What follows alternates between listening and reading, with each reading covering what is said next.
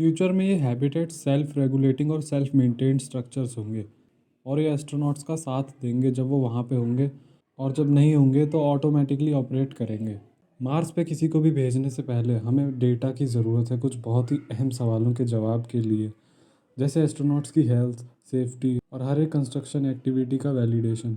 Mars पे जाने से पहले फॉर्चुनेटली हमारे पास एक टेस्ट बेड और प्रूविंग ग्राउंड है, वो भी अर्थ के बहुत पास, हमारा खुद का चांद। नासा इस पे भी काम करने लग रहा है ये देखने के लिए कि कैसे हम 3D इंफ्रास्ट्रक्चर बनाएंगे, जैसे लैंडिंग पैड्स, रोडवेज और आखिर में हैबिटेट्स डायरेक्टली चांद की सरफेस पे। मून हमारा एक स्टॉप की तरह काम करेगा, स्पेसक्राफ्ट्स की रिफ्यूलिंग के लिए, रीसप्लाई।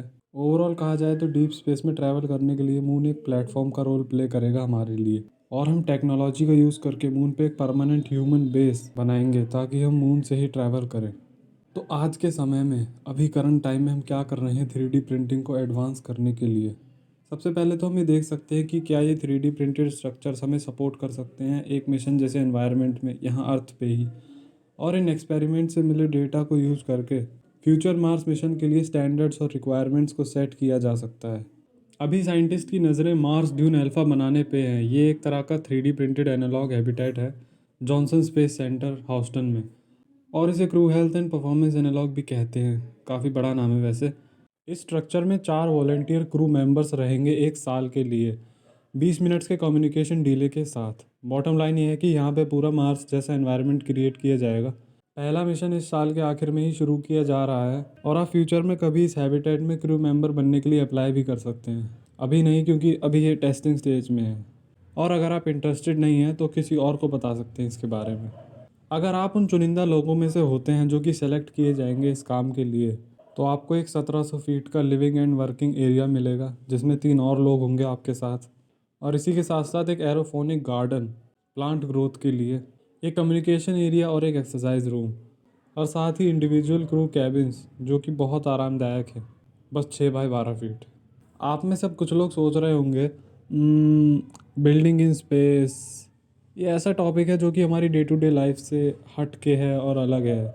इससे क्या ही फ़र्क पड़ेगा कि हम अर्थ पे क्या करते हैं, और इससे हमारी अर्थ की ज़िंदगी पे क्या ही फ़र्क पड़ जाएगा।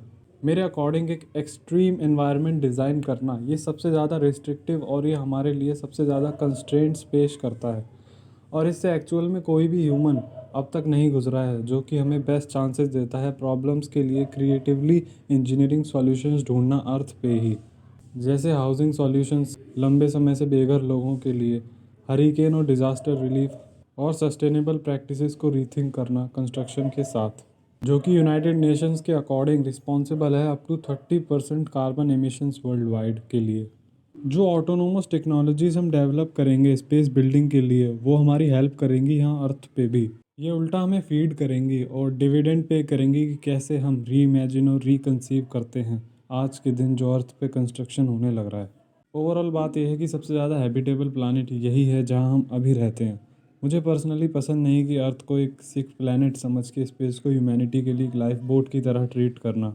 या तो आज हम ये सॉल्व कर लें कि किस तरह से स्मार्टर और मोर सस्टेनेबल बनाया जाए चीज़ों को स्पेस में, या फिर हमें अर्थ को ही सर्वाइवल के लिए डिज़ाइन करना होगा, एक ऐसा सर्वाइवल जो और ज़्यादा एक्सट्रीम और हमारी समझ से परे होगा जितना अभी हम जानते हैं। और मेरे लिए कोई प्राइमरी रीज़न नहीं हो सकता डीप स्पेस को एक्सप्लोर करने के लिए। 50 साल हो चुके हैं किसी भी ह्यूमन को अर्थ के ऑर्बिट के बाहर ट्रैवल करे, लेकिन जल्द ही चीज़ें बदलने वाली हैं।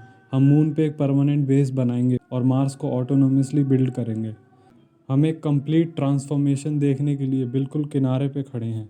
और कैसे हम अर्थ पे कंस्ट्रक्शन करेंगे, कैसे पास लिमिट्स को पुश करेंगे हम एक्सप्लोरेशन के नए फ्रंटियर बनने के लिए स्पेस में। बहुत बहुत धन्यवाद।